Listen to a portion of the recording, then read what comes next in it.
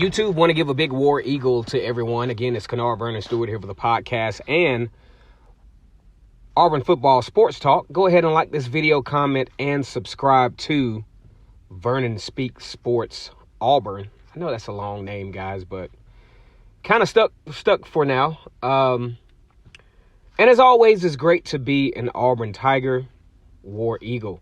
All right, so here's the situation. Auburn is 6-2. Number 11 in the country, obviously. I think the nation media outlets actually had some degree of respect for Auburn's 23-20 loss to LSU.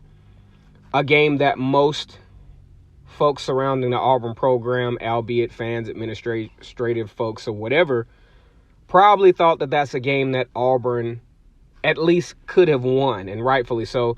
Auburn had a lot of opportunities that were garnished to them by the defense. The offense just could not capitalize on several of those. We've talked a lot about Bo Nix and some of his shortcomings. Now, albeit he is a true freshman. I think the thing with me and Bo Nix as to what I'm a little disappointed about is it seems like at times he doesn't connect on what I thought coming from or what I perceived from a five-star quarterback. I just thought some passes would have been somewhat elementary to him. But maybe, like I said, the speed of the game is a lot different, obviously, when you transition even from the next to highest level of competition in the state of Alabama to the SEC ranks. I mean, the worlds are totally different, especially when you start talking about the talent levels of your LSUs, your Floridas, your Alabamas, your Georgias. Gaps close real quick. These guys have a lot more range. These guys are 4 or 5 star athletes who some are more experienced than others. And then you have guys like Stingley from LSU who are already starters. Then you have guys from Auburn like Owen Pappoe who could be up for SEC freshman, all freshman team. And the thing about it is, Owen, when I look back at the All-American the Under Armour All-American game, it was kind of ironic because Owen Pappoe almost picked 6 Bo Nix in that particular game. Now, we're not here to bash Bo Nix. We know that he's struggling in some ways. He's had some challenges so far, but like it or love it, you have a true freshman quarterback that has helped to lead Auburn to a 6-2 record. A lot of the Auburn folks were like, well, we got a chance to win a championship and go to the SEC, blah, blah, blah, blah, blah. We did.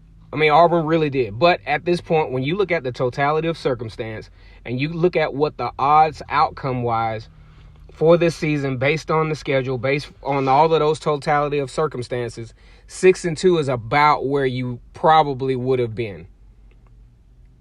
You just shake up where you lose. I mean, you lose to Oregon, then beat LSU. You just trade losses. But either way, 6-2 is not a insurmountable thing to think going into the November stretch. I want to say, let's take away what we've seen so far this season, and let's rewind back to prior to the Oregon game.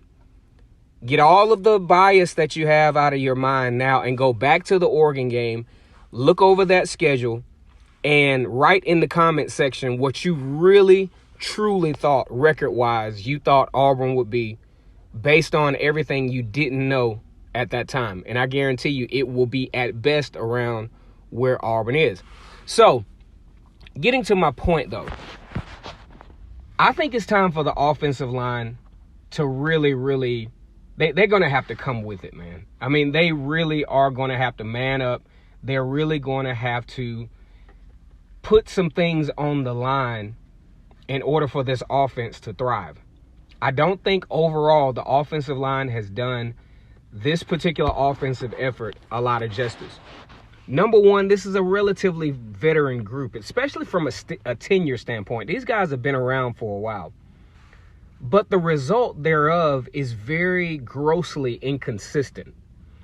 And what I see just from perception standpoint, of course, I'm not at practices. Gus is not going to let you in the practices to see what's going on. But the intangibles of the behaviors that I'm seeing, especially having been a former athlete myself, I see a lot of indifference, so to speak. I see a lot of somewhat lack of leadership, because some of the mistakes that are being made are leadership / lack of accountability type mistakes. For example, in the big games between Florida and LSU especially, just way too many costly penalties, way too many motion penalties. I just think for a veteran group, that's something on the road that you have to come together as a cohesive unit and make the decision that we're not going to make these kind of mistakes. And that goes to my next point. It appears that these guys play more so with one another than for one another. What do I mean by that? Well, they don't seem to really be a cohesive unit. You have some guys that do some good things here and there, make some good blocks here and there, but as a cohesive unit, I just don't see that unit formulated by this offensive line or really from the offensive personnel, period. They just seem like a lot of guys that are playing with one another and are not really per se on the same page. One thing, the offense, it may be a little too late in the season, but there's just nobody that I look on that field and just see a leader. He's the alpha guy of this offense, right? Kind of like on a real crazy scale like Cam Newton. You knew that was Cam Newton's offense. Why? Because he performed it, but two, he willed the players to play a little bit better than they might have otherwise. There's just really not anyone on this offense that has that type of talent or that kind of charisma or that leadership quality. Same way with Nick Marshall. I remember Nick Marshall from back in 2013. Once he established himself around that 4th or 5th game of the season, you felt comfortable with Nick Marshall being out there. And you felt comfortable that no matter what the situation was, of course, he had his passing deficiencies that we talk about often, but you knew he was going to provide the leadership to will the players to do more. And that's something that Auburn doesn't have, especially not coming from this offensive line. They're making way too many mistakes. You talk about the motion penalties that turn a 3rd down and 4 to a 3rd down and 10. And then you have, even on the receiver corps, it has to be taught to Sal Cannella and all the other receivers that you can't crack block anymore. Kind of wish they had that rule when I was playing ball, because, boy, crack block is something painful. But anyway, you got to know those fundamentals. You got to teach those fundamentals in practice so they won't be so costly when you make a really good play, and especially when the crack block really wasn't necessary to execute the play anyway. But I really think this Auburn offensive line is really going to have to grow into something that's justifiable for their tenure there. They're just not playing like a veteran group. They're playing like a group that's just kind of going through the motions with one another. They make some good plays here and there, but they have to find some kind of way to be a cohesive unit. Now, I pointed out earlier this year that Caleb Kim would be somewhat of a liability, and sure enough, one of probably the worst plays of the season, errant snap, Auburn loses 20 yards, cost them another drive. Just let me know what you think about this offensive line. Go ahead and like this video, comment, and subscribe to the channel. And as always, it's great to be an Auburn Tiger, War Eagle.